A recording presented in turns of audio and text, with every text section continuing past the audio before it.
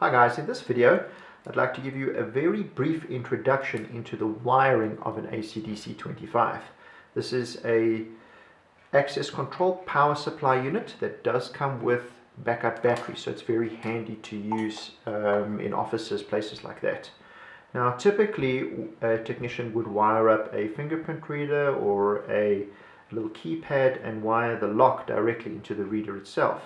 Now if somebody pulls it off the wall, you are able to short out the wires and then open up the door.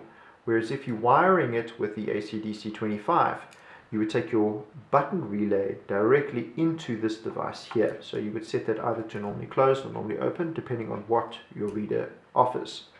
And then you would wire the lock directly from here.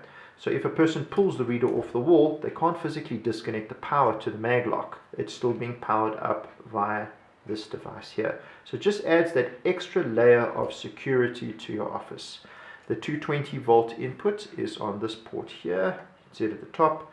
And like I said, all your various ports, the normally open, common, it's got a quick release button, things like that, all run into this. This essentially becomes the brains of your installation here. If you guys have any questions or comments, or you need some help with your installation, please feel free to get in touch with us. We'll do our best to help you.